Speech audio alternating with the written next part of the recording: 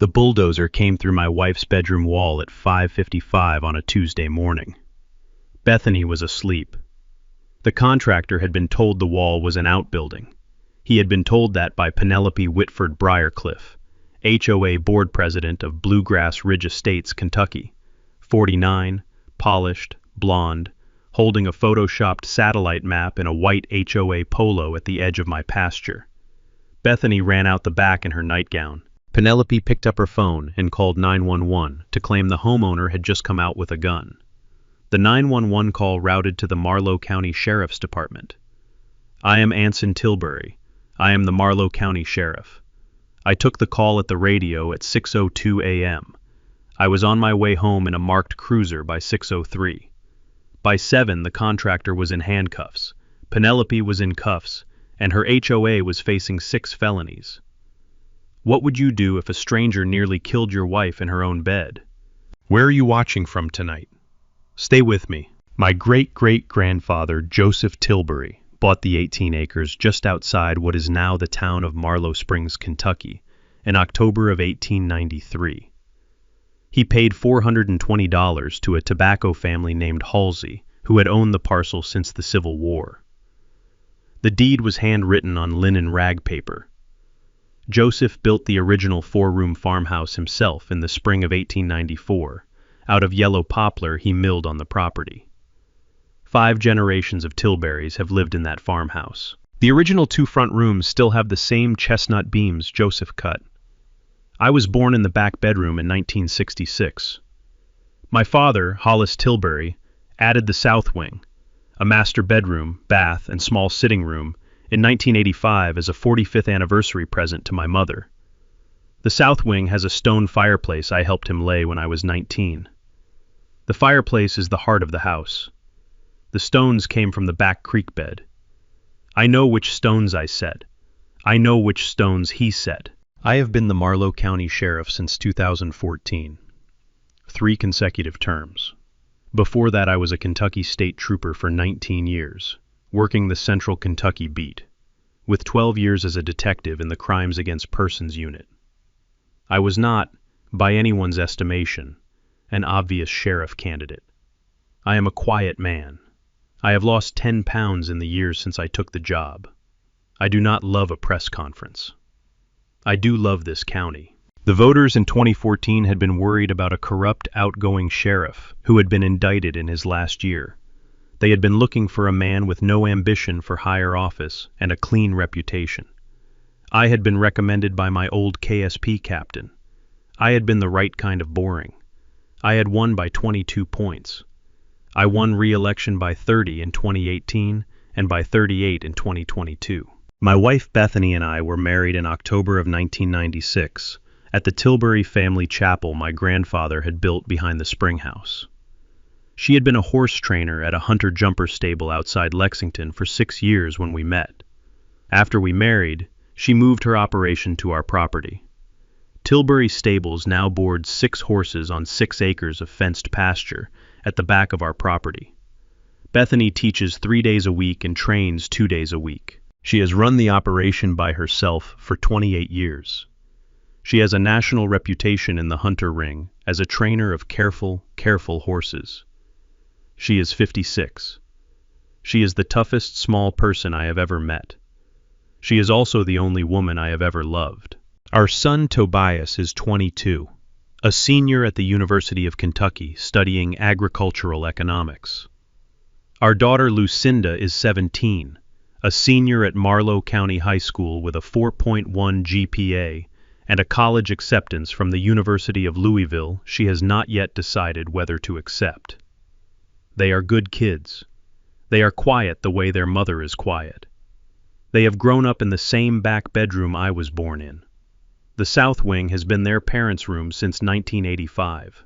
The south wing is the room my mother died in 2001, with my father holding her hand. The south wing is the room my father died in 2011, with me holding his. The south wing is the room my wife sleeps in beside me every night. The south wing is the wall Penelope Whitford Briarcliff put a bulldozer through. The 18 acres run east from the road, gently downhill, to a small creek my great-great-grandfather called Joseph's Branch. The branch is fed by a spring that has never gone dry in 131 years. The spring house my grandfather built in 1947 is still standing and still cold in August. The farm has been a small mixed operation for most of its life. Tobacco for the first 40 years, dairy for the next 30, beef cattle in the 70s and 80s, and now Bethany's horses. My father had sold off the cattle in 1991 because the milk parlor had needed too much work and he had not had it in him to start over. He had kept the 18 acres in pasture and woodlot. I have kept them the same way. The eastern 5 acres is hardwood, white oak, walnut, sugar maple, that my father had cataloged for me at age 10 with hand-drawn cards that are still in a wooden box on my desk. I have not allowed a tree to be cut on the 5 acres since 1991. The card box has not been opened by anyone but me in 33 years. The original 4-room farmhouse and the 1985 south wing sit on a small rise above the branch. The chicken coop my father built in 1979 sits 10 feet south of the property line with Bluegrass Ridge Estates. The spring house sits 20 feet north of the same line.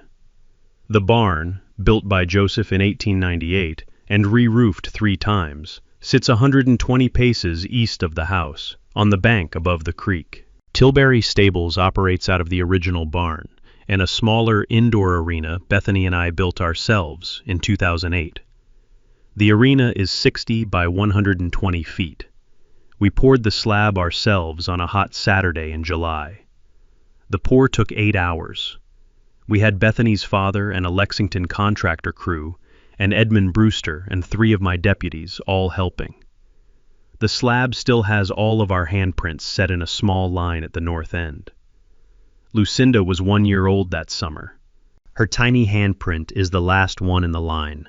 Bluegrass Ridge Estates was built across the south fence line in 2008 on what had been the back 40 of the Halsey tobacco farm.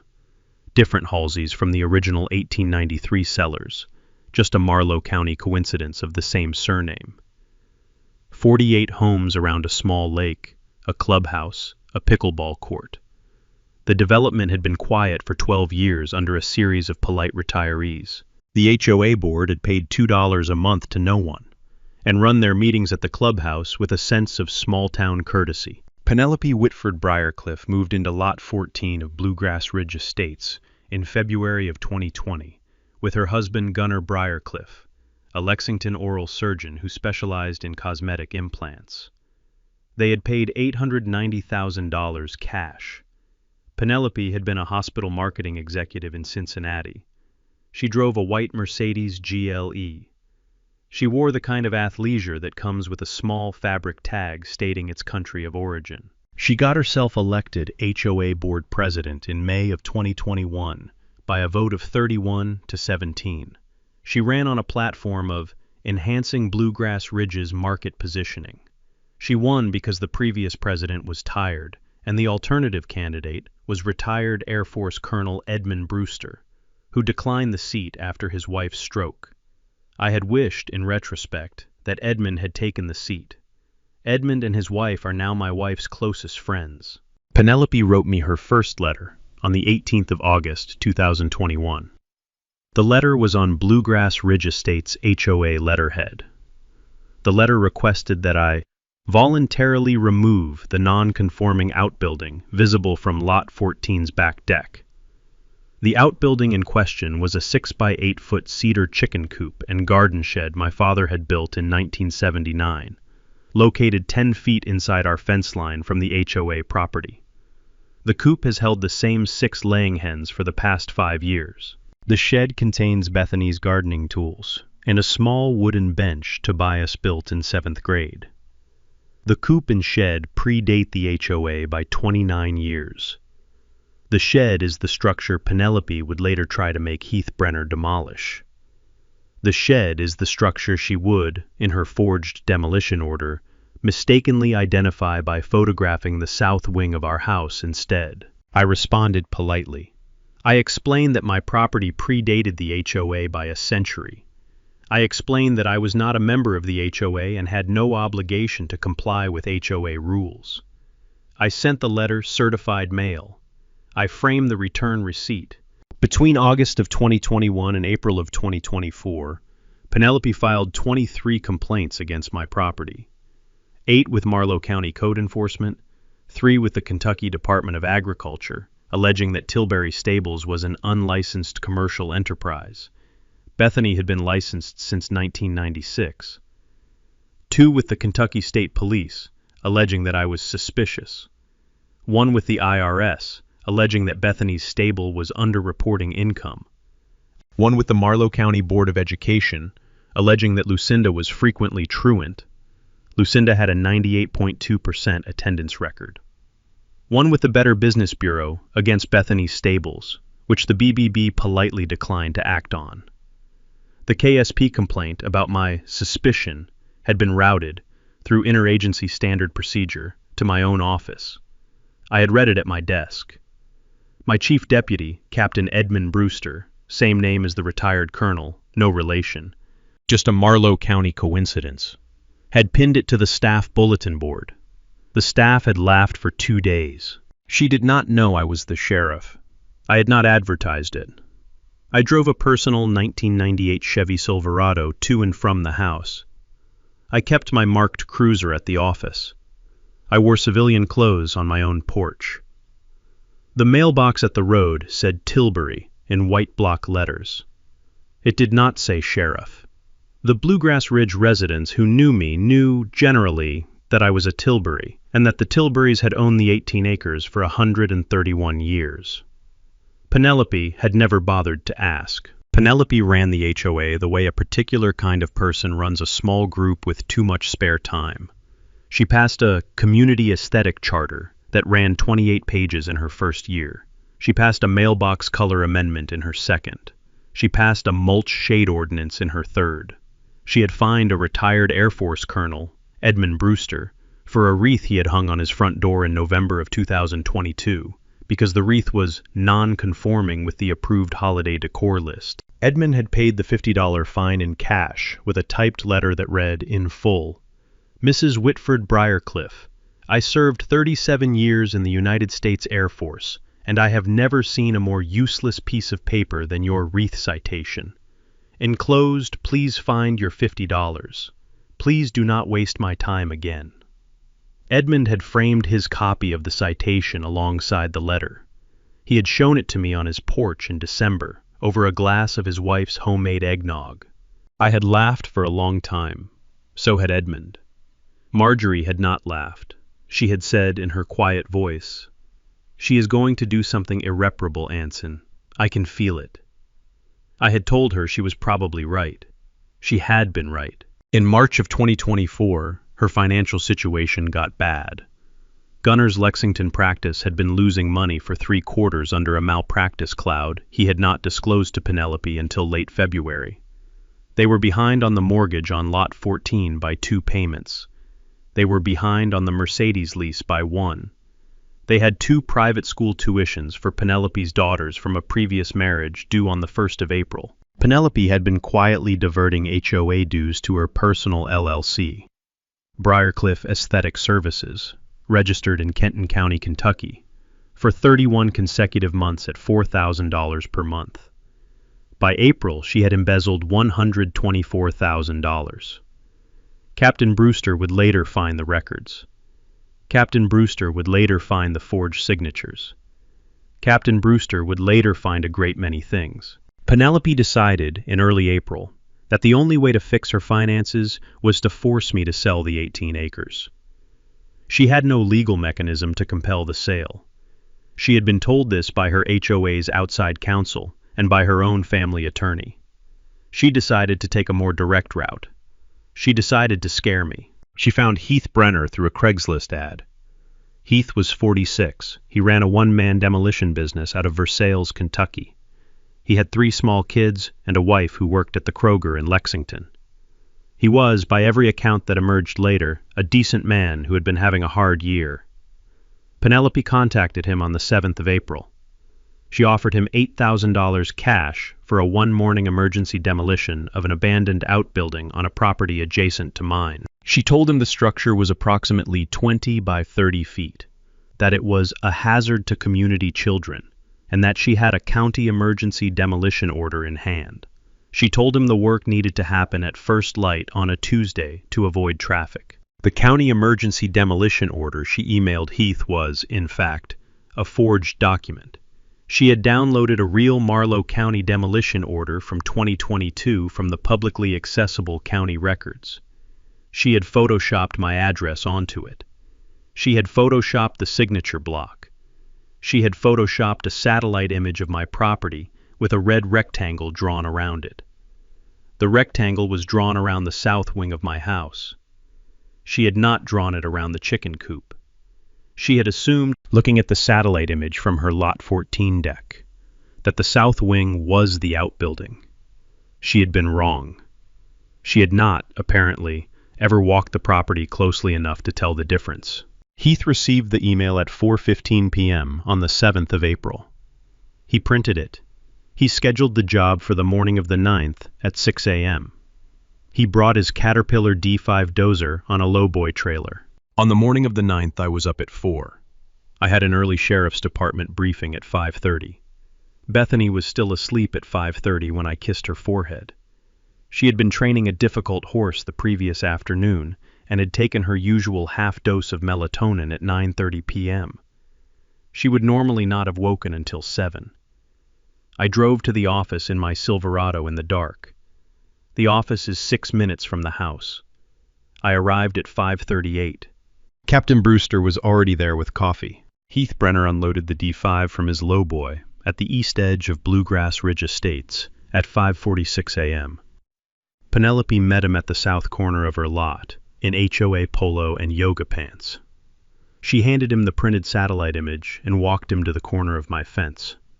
She pointed at the south wing of our farmhouse. She told him that was the outbuilding. She told him the fence line was just an old decorative boundary. She told him to go ahead.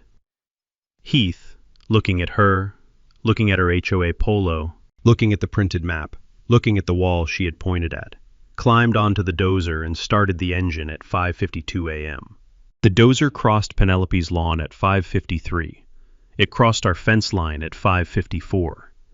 It impacted the south wing wall at 5:55. Bethany was in our bed. The wall came apart slow. Pine clapboard cracks slow. The interior drywall came after. The wall above our headboard collapsed inward. Insulation and pink fiberglass and chunks of plaster fell across Bethany's pillow. The lamp on the nightstand fell to the floor and shattered. The framed photograph of our wedding fell off the dresser. The dozer blade pushed 11 feet into the room before Heath stopped the engine, looked up at what he had done, and saw the bed. Saw a woman in a nightgown sitting up in the bed with her hair in fiberglass and her hands over her face, screaming. Saw the chestnut beam my father had set in 1985 split in half above her head. Saw the stone fireplace at the far end of the room with my mother's photograph on the mantel, untouched. He climbed down off the dozer in slow motion. He started to run toward Bethany. Penelope, standing at the fence line, screamed, "Heath, no! Do not touch her! Get back on the dozer!" He did not get back on the dozer. He stood in the middle of our bedroom with insulation in his beard and stared at my wife. Bethany was, by every miracle, not seriously hurt. She had a small cut on her forehead from a piece of falling plaster. She had a bruise on her right shoulder where the headboard had splintered. She had glass dust in her hair from the lamp. The miracle of the bed's position became a topic of quiet conversation among the structural engineers who later examined the damage. The KSP scene investigators called in a structural consultant from the University of Kentucky's engineering department, a professor named Mason Lockwood, to assess the integrity of the remaining structure before any rebuild could proceed. Professor Lockwood walked the room for 2 hours on the second day after the incident. He measured the angle of the dozer's approach. He measured the angle of the wall failure. He measured the trajectory of the chestnut beam break. He measured the angle of the headboard splinter pattern. At the end of his assessment, he sat with me on the porch and said, in his careful Kentucky soft voice, "Sheriff, I have evaluated approximately 300 residential collapses in my career. The bed in that room was placed by your father in 1985 on the only wall in the entire south wing that was not perpendicular to the line of approach from the property line. He had no way of knowing that would matter 40 years later. He placed it there because, your wife later told me, your mother had wanted the morning light on her face. That is the only reason your wife is alive. I have not seen a stranger geometry in my career. I have not seen a kinder one. I had not been able to speak. Professor Lockwood had stood up. He had put his hand on my shoulder. He had walked to his truck. She did not, by any examination, have a concussion. The bed had been positioned, in 1985 when my parents built the room, on the only wall that was not perpendicular to the line of approach. The bulldozer had hit at a 40-degree angle. The frame had taken the brunt. The mattress had taken the second brunt. Bethany had taken the third. She would tell me later, at the hospital, "Anson, your father built this room to last. He saved my life this morning." She would say it without crying. She would say it with her head on my chest. She would say it the way she said everything that mattered. Quiet, certain, true. She did not have a phone. She did not have shoes. She climbed off the bed, stepped over the pile of drywall, walked past Heath Brenner in a torn nightgown, and ran out the back door barefoot into the April morning. She ran across the lawn to the barn. She did have a phone, in the barn. The office phone next to the tack room. She picked it up. She dialed 911. She told the dispatcher in 3 sentences what had happened. She gave our address. She asked them to please send someone right now. The dispatcher took her name. The dispatcher dispatched the call. The call went out over the Marlow County Sheriff's Department radio at 6:01 a.m. Penelope, who had run from the fence line toward Heath when he had stopped the dozer, had heard Bethany run past her into the barn. Penelope had panicked. Penelope had picked up her own phone. Penelope had called 911 at 6:02 a.m. She had told the dispatcher, in a voice that the recording would later show was a rehearsed voice, that the homeowner at 1147 Tilbury Lane has just come out of the house screaming and waving a firearm at me and my contractor. She had been specific about the firearm. She had said, a long gun. She had said the words, "I am afraid for my life." She had given her name. She had given her location. The dispatcher had thanked her. The dispatcher had dispatched the second call. The second call went out over the same radio at 6:03. Let me describe the briefing room for a moment, because the room was the place the call came into. The Marlow County Sheriff's Department briefing room is on the second floor of the 1925 Courthouse Annex on Main Street in Marlow Springs. The room has 11 folding chairs, a long oak table, a corkboard on the south wall with departmental announcements, and a small refrigerator in the corner stocked with Captain Brewster's wife's banana bread. The radio sits at the head of the table. The radio is a black Motorola with a long whip antenna and a small green pilot light. It is hooked into the county dispatch grid and the Kentucky State Police Regional Channel and the Marlow County Emergency Services Network. Every officer in the briefing room can hear every call that comes in. The briefing was the standard Tuesday morning briefing. Captain Brewster had been running through the previous 24 hours reports. 2 minor traffic incidents, 1 domestic dispute, 1 stolen lawnmower. We had been moving through the agenda the way we moved through the agenda every Tuesday. There had been 6 of us in the room. The dispatcher's voice over the radio at 6:01 stopped Captain Brewster mid-sentence. I was in the briefing room at 6:01 when the first call came over. The dispatcher's voice was the careful voice she used when the address was a residence on a friendly road. Marlow County Sheriff's, all units, residential structural emergency, 1147 Tilbury Lane. Female caller reports a bulldozer through her bedroom wall. No injuries reported. Please respond. Captain Brewster looked at me. I looked at Captain Brewster. Sergeant Hardy looked at both of us. Deputy Lila Pemberton stood up from her coffee cup and said in a voice I had never heard her use, "Sheriff, that's Bethany." I was already walking toward the door. The second call came over the radio as I was opening the cruiser door. The dispatcher's voice was different this time. The dispatcher's voice carried a small tightness. Marlow County Sheriff's, all units. Second caller reports armed homeowner at 1147 Tilbury Lane. Caller identifies as Penelope Whitford Briarcliff. Caller states homeowner brandished a long gun. Please use caution. I stood with the cruiser door open. I keyed my radio. I said in the calmest voice I could find, "Dispatch, this is Sheriff Tilbury.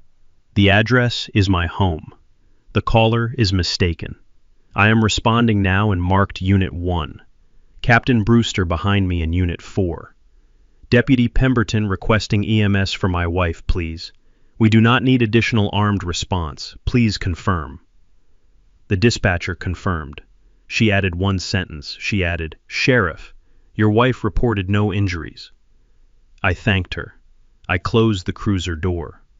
I drove out of the parking lot at 6:03 a.m. with my lights on but no siren. Captain Brewster was on my bumper. We did not break the speed limit. There was no point. The damage was done. The crime was over. The criminals were waiting at the property. The drive from the office to the house is 6 minutes on a quiet morning. I drove it in 5.5. I did not push the speed. I kept the lights on without the siren because I did not want to provoke whatever Penelope was about to say next to anyone listening on the road. Captain Brewster stayed 2 car lengths behind me. I keyed the radio twice on the drive, once to confirm EMS was rolling, once to ask Deputy Pemberton to stay behind to handle any walk-in traffic at the office while we secured the scene. Deputy Pemberton acknowledged. Her voice over the radio was the voice she had used when her father had died in 2019. Flat, careful, holding itself together. I had heard the voice before. I had not heard it from any of my deputies in a long while. I had wanted to thank her at the radio. There had not been time. I pulled up the driveway at 6:09. The dozer was still in our bedroom. Heath Brenner was still standing in the middle of the destroyed room with his hands on his head. Penelope was still at the fence line with her phone, by then mid-call with what I would later learn was her husband's defense attorney. She saw the marked cruiser come up the driveway. She saw the second cruiser behind it. She saw me step out of the lead cruiser in my uniform, with my star clipped to the front of my belt, the same star I had been wearing every workday for 10 years. She did not for a long second recognize me. She had never seen me in uniform. She had never seen me at 5:30 a.m. on a workday.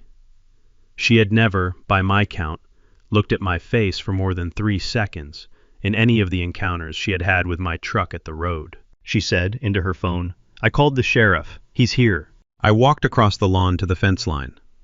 I said, "Ma'am, end your phone call." She said into the phone, "Hold on." She lowered the phone. She said, "Sheriff, the homeowner threatened us. He came out with..." I said, "Ma'am, I am the homeowner." She did not understand at first. She said, "I'm sorry?" I said, "Penelope Whitford Briarcliff. I am Anson Tilbury. I have been the sheriff of Marlow County since 2014. I am the owner of this property. I have been the owner of this property for 21 years. My family has owned this property since 1893. The woman you accused me of threatening is my wife. She is in our barn. I am going to her now. Captain Brewster, please secure Mrs. Whitford Briarcliff and Mr. Brenner. They are not to leave the property. Mrs. Whitford Briarcliff." Read the Miranda from Deputy Pemberton when she arrives. We will speak in detail at the courthouse later this morning. The color went out of Penelope's face from the inside. The phone dropped from her hand into the grass. I walked past her. I walked to the barn. Bethany was sitting on a hay bale in the tack room with a horse blanket around her shoulders. She had the office phone in her hand. The dispatcher was still on the line with her. I sat down next to her. I took the phone.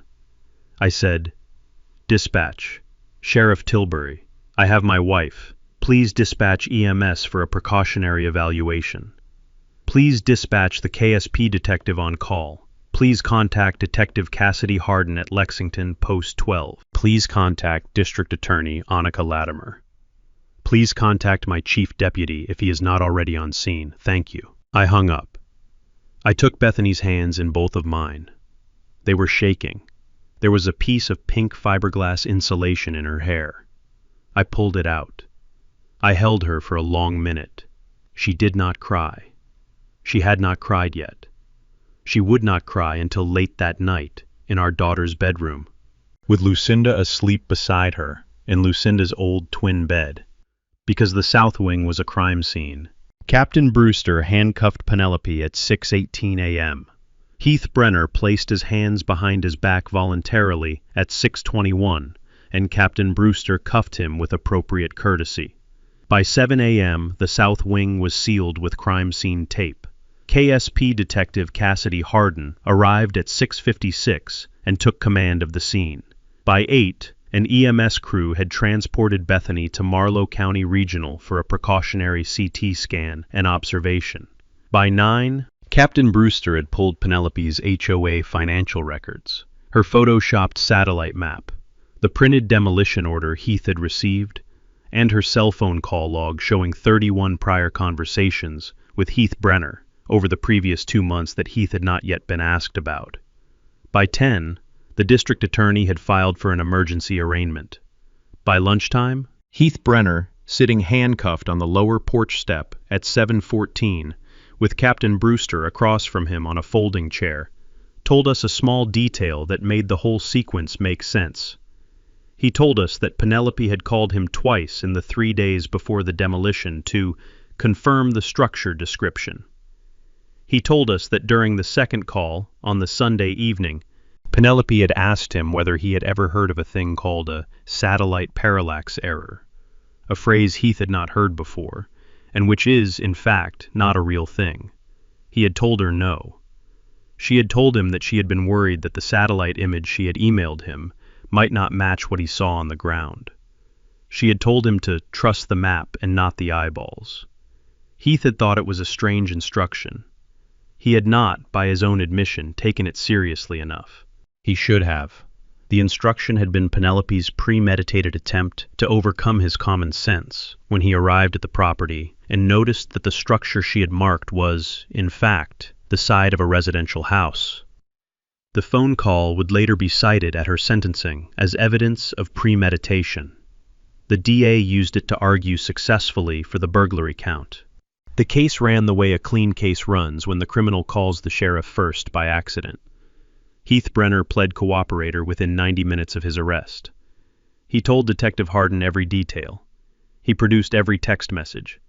He produced the bank records of the $8,000 cash payment Penelope had wired him from her Briarcliff Aesthetic Services LLC the previous Monday.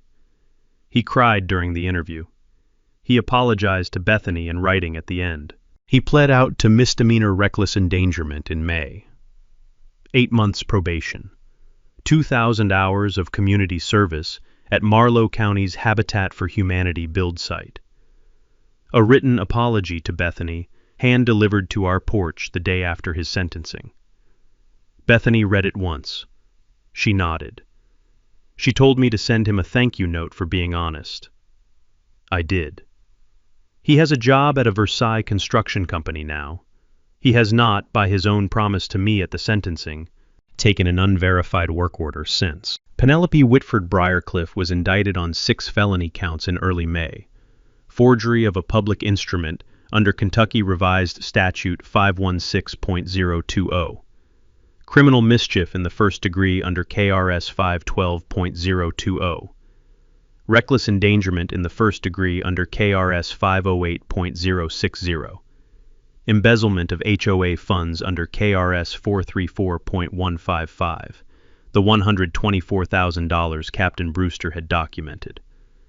False report to law enforcement under KRS 519.040, the 911 call, and burglary in the first degree under KRS 511.020 for the unauthorized entry of a dwelling with intent to commit a crime, which is what the photoshopped map and the cash payment to Heath constituted under Kentucky law when she had directed a heavy equipment operator to drive a bulldozer into a structure she knew was a residence. The burglary charge was the one her lawyers fought hardest. The burglary charge was the one DA Annika Latimer cared most about. The burglary charge stuck. Penelope took a no-contest plea in October. 6 years in Kentucky state custody, 3 years probation, $189,000 in restitution, $124 to the HOA reserve fund, $65 to me personally for the structural damage and emotional harm to my wife. A permanent ban from serving on any Kentucky Common Interest Community Board. Gunnar Briarcliff filed for divorce on the 3rd of November. Their daughters from her previous marriage moved to Cincinnati to live with their grandmother. Penelope reported to the Kentucky Correctional Institution for Women in Pewee Valley on the 14th of November. She had not made eye contact with me at the sentencing. She did not say a word. The judge entered the sentence at 11:18 a.m. The room rose. The room did not chant. The room walked out into the hallway in the slow, silent way Marlow County does these things. The hospital trip itself was a small piece of Marlow County's quiet generosity. The EMS team, 2 paramedics named Rune Stillwell and Mariah Burdick, knew Bethany from a stable injury call in 2019 when one of her horses had thrown a young rider. Mariah had been the lead paramedic on that call. She had recognized Bethany the moment she walked into the barn. She had hugged Bethany before she had even started the assessment. The hospital ER staff had been alerted by the dispatcher. The charge nurse, a 30-year veteran named Goldie Pemberton, different Pemberton from my deputy, just a Marlow County coincidence of surname, had walked the gurney directly to a private room and personally taken Bethany's vitals.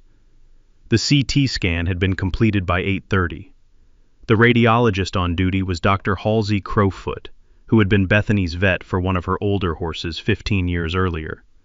Halsey had switched specialties to radiology mid-career. The scan was clean. No concussion, no fractures, no internal bleeding. Bethany was kept for observation until 2 p.m. as a precaution. She was released at 2:15. The hospital did not bill us for the visit. The hospital president, a man named Wallace Tyndall that I had worked closely with for 9 years on emergency response planning, had written it off as community care at noon. He had not asked, he had not announced, he had simply made it happen, the way Marlow County makes things happen for people it knows. Bethany came home from Marlow Regional on the afternoon of the day of the incident. She was on light duty restrictions for 2 weeks. The South Wing was a crime scene for 9 days. After the crime scene was released, my brother-in-law and 3 of my deputies and Edmund Brewster, the retired colonel, and his wife Marjorie spent 4 weekends helping us rebuild the South Wing. We added a small sitting room to the wing that Bethany had wanted for 15 years, and we had never had time to design. We saved the chestnut beam from above the bed. Edmund's son, a structural carpenter in Lexington, sistered the split beam with a clean piece of new chestnut, kept the original in place, and bracketed the join with hand-forged iron straps a Bardstown blacksmith named Wallace Crowley made for us at cost. The new wing has a small bronze plaque set into the fireplace mantel above my mother's photograph. The plaque reads in the simplest possible language, "Rebuilt 2024, in thanks for Bethany's life." I had not asked for the plaque. Edmund and his son had made it for us. They had not told me. They had presented it the morning we lit the first fire in the rebuilt fireplace. Bethany cried that morning for the 2nd time. So did I. So did Edmund. So did his son. The Bluegrass Ridge Estates HOA elected a new board in June. Edmund Brewster, the retired colonel, accepted the presidency this time. He runs meetings with the kind of careful efficiency the Air Force taught him for 37 years. The Bluegrass Ridge HOA voted in July to formally apologize to Bethany and to me in a recorded resolution at the annual meeting. 41 of the 48 households signed a personal note that Edmund hand-delivered to our porch on a Sunday morning in August. The note ran 2 paragraphs. The note used the word sorry 3 times. Bethany read it. Bethany framed it. The note hangs in the new South Wing sitting room. Edmund visits every other Sunday for coffee. So does Marjorie. They are old now. They are also the closest friends we have ever had on this road. Tobias drove home from UK the day of the incident. He stayed for the month of April. He helped me brace the temporary tarp wall while the crime scene was being processed. He slept on the living room couch. He drove his mother to her physical therapy appointments. He did not say much during that month. He had not been a young man before. He was a young man by the end. He went back to Lexington in May. He is in his last semester now. He has applied to the University of Kentucky College of Law. He wants to do criminal prosecution. Annika Latimer has written him a recommendation. He will be a careful prosecutor. He has the temperament for it. Lucinda decided in May not to go to the University of Louisville. She had been admitted to the University of Cincinnati's criminal justice program in June, after a late application Annika Latimer also wrote in support of. Lucinda starts there in the fall. She wants to be a victim's advocate. She watched her mother sleep on her bedroom floor for 9 nights in April. She watched her father sit at the kitchen table for 9 nights at 3 a.m., drinking coffee he did not drink. She decided what she wanted to do with her life on the 2nd of those 9 nights. She told her mother on the 4th. She told me on the 6th. She has not changed her mind. Bethany went back to the stable on the 8th of June. She rode for the first time on the 14th. She rode a horse named Clover, a 15-year-old gentle bay she has trained for 8 years. She cried for the 3rd time when she sat in the saddle. Clover stood still. Clover put her ear back the way Clover does when she is paying attention. Bethany rode for 40 minutes. She came home. She drank a cup of tea on the porch. She has been riding every morning since. I won re-election in November by 38 points. My opponent was a young man from Frankfurt who had not lived in the county before. The voters chose to keep me by what the Marlow County Tribune called a vote of community confidence in a quiet and steady hand. I took the oath again in January in front of my wife, my son, my daughter, Captain Brewster, the entire sheriff's department, and a small contingent of Bluegrass Ridge Estates homeowners led by Edmund Brewster. Edmund applauded the loudest. My wife squeezed my hand the longest. My daughter stood up straight in the 2nd row in her new University of Cincinnati hoodie. My old KSP captain, a man named Wendell Caulfield, who had recommended me for sheriff in 2014 and who had retired in 2019, drove down from Frankfurt the 3rd weekend after the incident with a bottle of bourbon and a handwritten letter. The letter said, in part, "Anson, you did not raise your voice on the radio when the address came over. I listened to the dispatch tape. You held your bearing. You took your wife's hand in the barn. You walked Penelope away in cuffs without a single excess word. The job I recommended you for in 2014 was a job for a man who could do exactly what you did that morning. I am glad I was right. I read the letter twice. I drank the bourbon with Wendell on the porch for 2 hours. We did not talk about the case. We talked about a cold case kidnapping from 2003 we had worked together that had been resolved in 2018 by a DNA match. Some old cases come back. Some old captains drive bourbon down on the right Saturday.